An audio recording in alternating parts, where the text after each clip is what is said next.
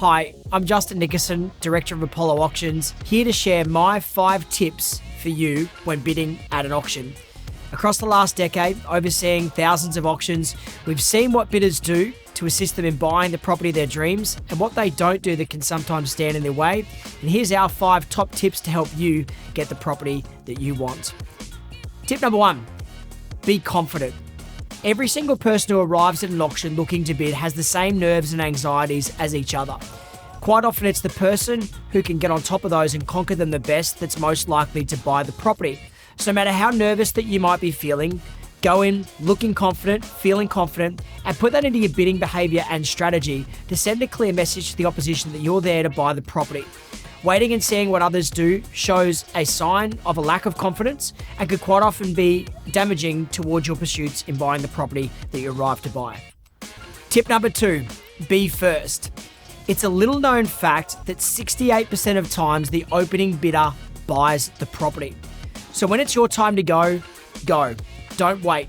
A lot of people arrive with a strategy of waiting to see what happens at the auction, and what happens is someone else with a better strategy gets out in front early, places the opening bid, feels confident about bidding at the auction, and then is on the path to buying the property. Whereas when you can wait for the perfect time, it may never eventuate throughout the auction. So have your strategy pre-auction, have your opening bid figure that might be the dream figure that you'd love to buy the property for. Because after all, the only risk that you run in placing the opening bid is buying it at that number. And if you place it at the figure that you'd love to obtain the property for, then there's simply no risk to starting the auction. At the very least, you're going to send a clear message to your competitors that you're there to buy the property, which could just intimidate some others out of bidding, meaning less competition for you and a better chance to buy the home for a better price. Tip number 3, have a plan. So often we see buyers approach the auction without any sort of game plan or strategy and a wait and see mentality as to what's going to occur at the auction.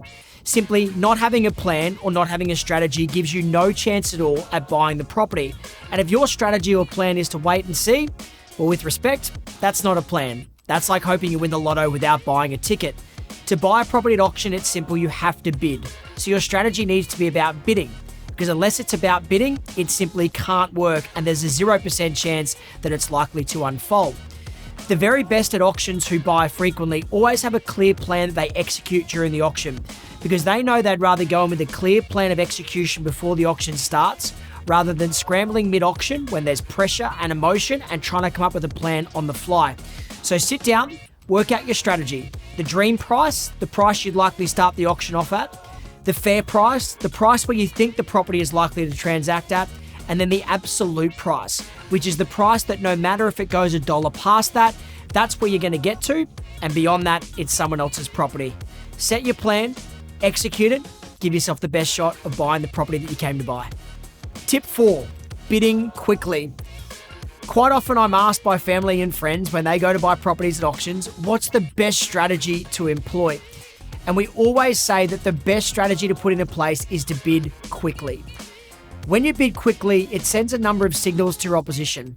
Signal number 1, it means that it looks like you've got a never-ending budget. So by constantly placing bids quickly, it shows you're not concerned about the money or the figure or the price, which can send a message to the opposition that you're simply not going to stop.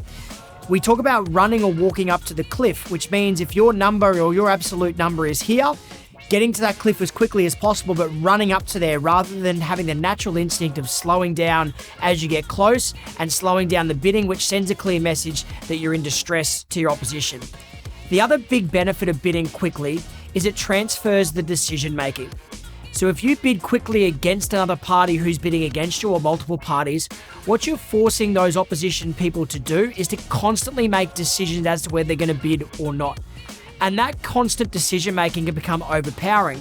So the best strategy is, while someone else is discussing if they're going to bid, you discuss what you're going to do if they bid. So if they bid, you immediately come back in with your bid again and keep forcing the pressure back on those opposition, which again can hopefully become overpowering, removing them out of the way when you come to buy the property and leaving a clearer path to ownership for you. Our 5th and final tip is stay in control of the auction. It's a riddle around auctions that the buyer who's under the least amount of pressure during an auction is the person who's currently holding the highest bid, because their job is done. Every other bidder has to make a move to try and take those rights or that role away from that highest bidder. So one of the tricks to auction is spending the most amount of time in the least stressful environment as possible, which is being the lead bidder. The other benefit to this is that if you are bidding and you don't reach the figure that the seller would sell the property for, most commonly the auction will be paused. The highest bidder and the highest bidder alone at that point will be taken off the floor, told a figure that would buy the property, which not only gives you that first chance to make a decision around the seller's price, but can quite often catch your opposition on the hop when it comes to deciding to buy the home. We always say that when a property is said that it's selling to when it's sold, the time lapse between both those things is anything between 25 and 45 seconds. So by staying in control, you force your competitors to make quick decisions that have life-changing ramifications. And again, that pressure can quite often mean our human instincts take over and people disappear out of the bidding through nervousness. So stay in control at all stages. You don't have to be miles in front, but just stay on top with the amounts that you're trying to go. Keep in control of the auction and make sure the decisions and the conversations run through you rather than around you. So those top 5 tips to bidding at auction. Number 1, be confident.